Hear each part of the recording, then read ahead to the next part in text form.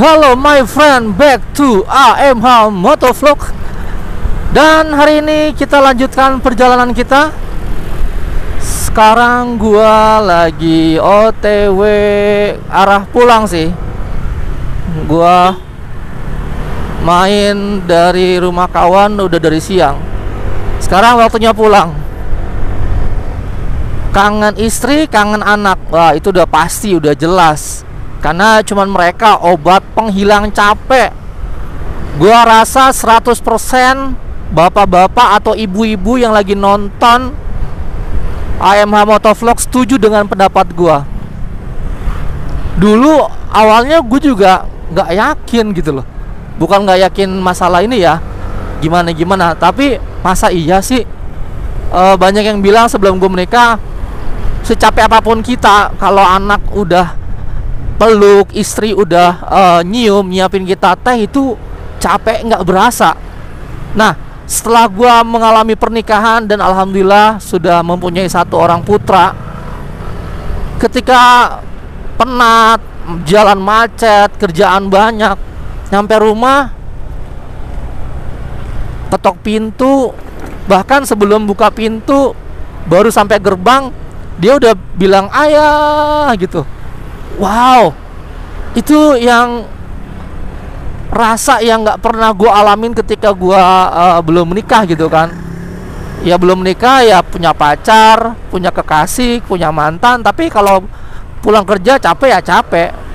Tapi pas gue punya anak gitu, pulang kerja mau itu capek, macet, tahu sendirilah Jakarta kan. Kalau nggak macet bukan ibu kota namanya. Pulang itu Masya Allah, bener-bener nikmat ngelihat anak senyum, meluk. Apalagi kalau anak kita udah bisa ngomong ya. Dia nanya, ayah capek ya, ayah pulang kerja ya. Masya Allah, itu kita langsung apa ya, kayak dapat suplemen yang bener-bener kualitas nomor 1 suplemen tersebut gitu. Capek itu nggak ada di kamus yang kalau kalian sudah menikah ya. Jadi buat kalian yang belum nikah atau yang udah punya pacar, ayo deh buru halalin pacar kalian atau pasangan kalian. Terus kalau bisa kalian nggak usah apa ya, nunggu-nunggu untuk punya anak gitu. Karena apa yang ditunggu? Kalian tuh mau nikah untuk mempunyai keturunan. Kebayangkan kalau kalian misalkan nunggu untuk punya momongan lah, ngapain nikah gitu. Kalau kalian hanya nunggu-nunggu terus setahun 2 tahun, ya mendingan kumpul kebo sih. Kalau itu sih perspektif gua ya. Kalau bisa habis menikah udah nggak usah pakai obat KB atau suntik apa untuk mencegah supaya nggak hamil dulu, karena asik friend. Bahkan kalian akan menjadi laki-laki sejati pada saat istri kalian itu hamil pertama, hamil muda. Aduh, gregetan. Tapi itu kembali ke pasangan ya.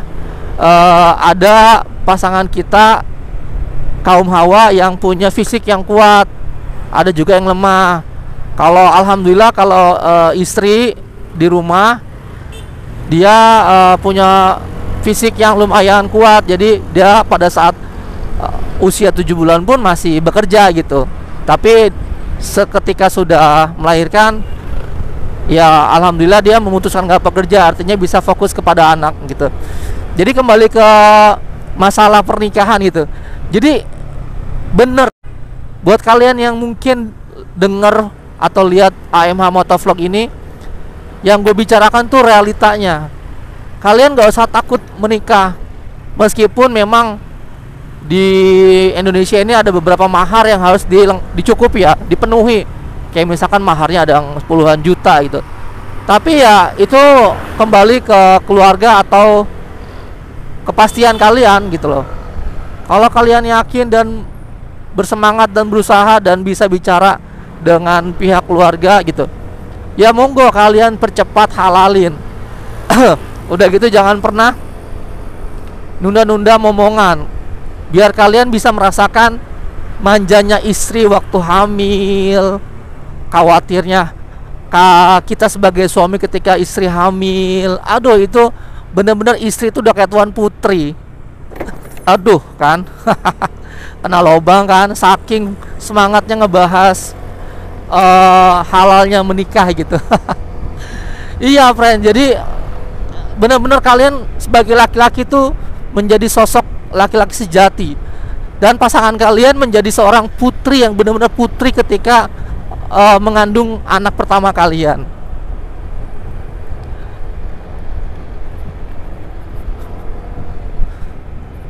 Dan buat kalian yang masih ragu, kan kemarin juga sempat hits tuh quarter life crisis gitu kan. Jadi dimana kalian untuk menikah aja takut gitu, takut anak kalian nggak anak atau istri kalian tuh nggak bisa dikasih makan.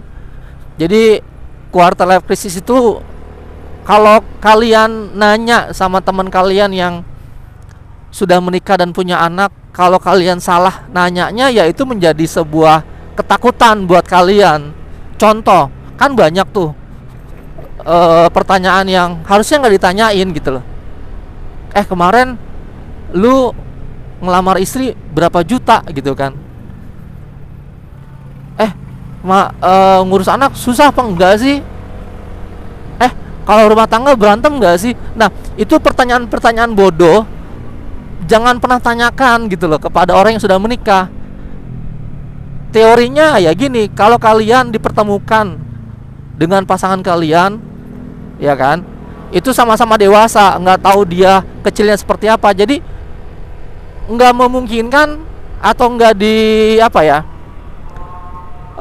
tanpa kita sadari, ya itu bakalan terjadi pertengkaran kecil. Itu bisa terjadi. Nah, tapi kalau kalian misalkan bertanyanya kepada yang sudah menikah gitu kan, pertanyaan yang positif ya. Jadi jangan bertanya yang negatif, pertanyaannya yang positif supaya bisa membangkitkan semangat kalian untuk berumah tangga. Jadi contoh pertanyaan yang positif adalah, ya kalau gue waktu itu nanyanya ya, kalau punya anak serunya apa gitu kan. Terus kalau punya istri kita dimanjain ya gitu. Ya punya pertanyaan positif. Kalau gue versinya seperti itu bertanyanya gitu kan. Jadi gue tuh nggak pernah yang nanyain hal negatif gitu. Terus kayak kan banyak tuh yang gue sendiri aja kekurangan apalagi berdua. Nah itu dia.